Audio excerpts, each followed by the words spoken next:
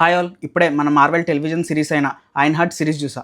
Actually ఈ series వచ్చేసి మనకి 6 ఎపిసోడ్స్. ప్రెజెంట్ అయితే 3 ఎపిసోడ్స్ ఇవాళే రిలీజ్ చేస్తారు. ఇంకో 3 ఎపిసోడ్స్ వచ్చి మనకి ఎవ్రీ వెనస్డే రిలీజ్ చేస్తారంట. ఈ సిరీస్ అయితే అస్సలు హైపే లేదు మాట. నాకు అసలు ఫస్ట్ ట్రైలర్ చూసాక అసలు చూడబుద్ధి కూడా కాలే. కానీ అసలు రివ్యూ ఎందుకు పెడుతున్నంటే, యాక్చువల్గా ఇవాళ మార్నింగ్ ఒక ట్రైలర్ రిలీజ్ చేశాడు. ఆ ట్రైలర్ చూసాక ఎక్కడ పెట్టుకున్నావు ఇదంతా? ఫస్ట్ ట్రైలర్ సెకండ్ ట్రైలర్స్లో రిలీజ్ చేయకుండా మంచి కంటెంట్ అంతా దాచుకుని రిలీజ్ ట్రైలర్లో పెట్టుకున్నాడు. అప్పుడు రిలీజ్ చేస్తే అప్పుడే క్రియేట్ అవుతుంది కదా హైప్. బాగుంది. యాక్చువల్గా ఇవాళ మార్నింగ్ రిలీజ్ అయిన ట్రైలర్ చాలా బాగుంది. దాని మంచి ప్రామిసింగ్ కంటెంట్ ఉంది.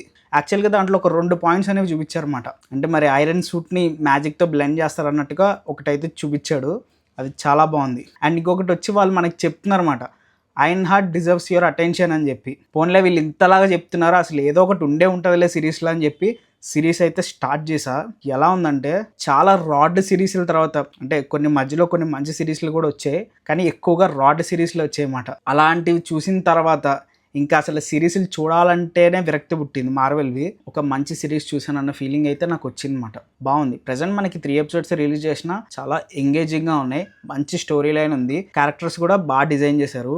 బాగుంది. బేసిక్గా ఈ సిరీస్ యొక్క ప్లాట్ ఏంటంటే, మనకి వకండా ఫర్ ఎవర్లో రీరీ విలియమ్స్ని మనకి దాంట్లో ఇంట్రడ్యూస్ చేశారు. యాజ్ ఐరన్ హార్ట్ కింద దాంట్లో మనకి ఇంట్రడ్యూస్ చేశారు. అక్కడ లాస్ట్లో మనకి తిను తయారు చేసుకున్న సూట్ అనేది షూరీ ఉంచేసుకుంటుంది. నేను నీకు ఇవ్వలేనని చెప్తుంది కదా. కరెక్ట్గా అక్కడి నుంచి ఈ సిరీస్ అనేది స్టార్ట్ అవుతుంది అనమాట. ఎగ్జాక్ట్గా టైం ఫ్రేమ్ అనేది తెలియదు, కానీ దాని తర్వాత మనకి ఈ సిరీస్ అనేది స్టార్ట్ అవుతుంది అనమాట. మనకి ఎలా చూపిస్తారంటే, ఎంత బ్రెయిన్ ఉన్నా సరే వాళ్ళ దగ్గర మనీ లేకపోతే వాళ్ళు ఏమీ చేయలేరు అన్నమాట. అలాగా మన ఈ క్యారెక్టర్ని మనకి ఎస్టాబ్లిష్ చేశారు. సో తినేంటంటే, ఏదో ఒకటి చేసి నేను మనీ తెచ్చుకోవాలి, తర్వాత ఈ సూట్స్ అనేవి తయారు చేయాలి, నాకంటూ ఒక రెస్పెక్ట్ ఐడెంటిటీ అనేది క్రియేట్ చేసుకోవాలి సపరేట్గా అని అనుకుంటుంది అనమాట. ఇలా అనుకునే క్రమంలో తినకి హుడ్ అనే క్యారెక్టర్ పరిచయం అవుతాడు. ఈ హుడ్ క్యారెక్టర్ గురించి ఒక చిన్న ఇంట్రడక్షన్ లాంటిది చెప్తా. మార్వెల్ కామిక్స్ ప్రకారం తిన పేరు వచ్చేసి పార్కర్ రాబిన్స్ మాట. నిశాంతి అనే డిమాన్ని తిను డిఫీట్ చేయడం వల్ల ఆ డిమాన్ దగ్గర నుంచి తిను హుడ్ అండ్ షూస్ అనేవి తీసుకుంటాడు. ఆ హుడ్ అండ్ షూస్ వల్ల తినకి పవర్స్ అనేవి వస్తాయి అనమాట. ఆ హుడ్ వల్ల వచ్చే పవర్ ఏమో ఇన్విజిబిలిటీ, అండ్ ఆ షూస్ వల్ల వచ్చే పవర్ ఏమో లెవిటేటింగ్ మాట. ఇంకా కొన్ని పవర్స్ ఉంటాయి, బుల్లెట్స్ అనేవి బ్లెండ్ చేయగలడు, ఇట్లా కొన్ని పవర్స్ ఉంటాయి మాట. ఇది బేసిక్గా హుడ్ క్యారెక్టర్ యొక్క ఇంట్రడక్షన్. ఈ హుడ్ క్యారెక్టర్తో తను టీమప్ లాగా అవుతుంది అనమాట. కొన్ని రాబరీస్ లాగా ఇలా కొన్ని అన్ని వీళ్ళు స్టార్ట్ చేస్తారు అనమాట. ఇంతకీ ఈ హుడ్ అనేవాడు ఎవడు? మన రీరీ విలియమ్స్ అనుకున్నట్టుగానే తన టెక్ని డెవలప్ చేసుకుందా? ఇట్లా ఇవన్నీ తెలియాలంటే మనం ఈ సిరీస్ని చూడాలి. ప్రజెంట్ 3 ఎపిసోడ్సే ఉన్నాయి.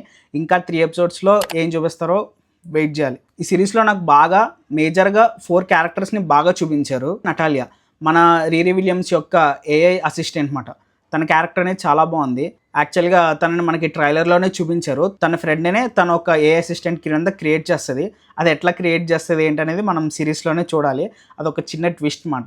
ఇంకొకటి ఏంటంటే, నాకు కొంచెం ఇంట్రెస్టింగ్గా అనిపించింది, ఆ ఏ అసిస్టెంట్కి హ్యూమన్ ఫీలింగ్స్ ఉంటాయి. అండ్ ప్లస్ తనకి బాడీ ఒకటే లేదు, కానీ మిగతాదంతా కూడా తన ఫ్రెండ్ లాగే బిహేవ్ చేస్తుంది అనమాట. అదొకటి బాగుంది. ఆ పాయింట్ అనేది బాగా అనిపించింది. ఈ సిరీస్లో ఇంకొక ఇంపార్టెంట్ క్యారెక్టర్ వచ్చేసి జో మాట. మన ఐరన్ హార్ట్కి కొంచెం హెల్ప్ చేస్తాడు. అండ్ తిన గురించి కొన్ని ట్విస్ట్లు అనేవి రివీల్ అవుతాయి. అదైతే నాకు బాగా అనిపించింది అనమాట. అండ్ ఫైనల్గా వచ్చేసి మన హుడ్ క్యారెక్టర్ అనమాట. పెద్దగా తనని ఎక్స్ప్లోర్ చేయలేదు. జస్ట్ తన పవర్స్ని, తను ఏం చేద్దాం అనుకుంటున్నాడు, ఇవి మాత్రమే చెప్పారు. తన బ్యాక్ స్టోరీ కానీ ఇవంతా మనకి దీంట్లో ఇంకా ఏం చూపించలేదు. కానీ 3rd ఎపిసోడ్ ఎండింగ్లో మన రీరీ విలియమ్స్కి మన హుడ్కి ఒక చిన్న కాన్ఫ్లిక్ట్ అనేది ఓపెన్ చేశారు. నెక్స్ట్ 3 ఎపిసోడ్స్ గురించి మనం వెయిట్ చేసేలా క్రియేట్ చేశారు అనమాట. ఇక్కడ వరకు అయితే చాలా బాగా తీసుకెళ్ళాడు. పేసింగ్ ఇష్యూస్ కూడా ఏం లేవు.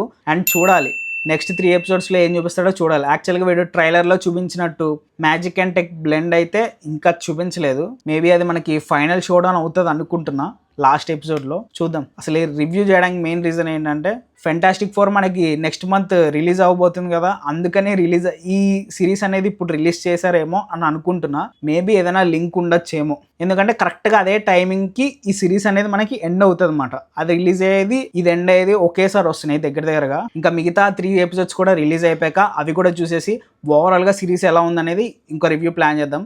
అంతవరకు బాయ్.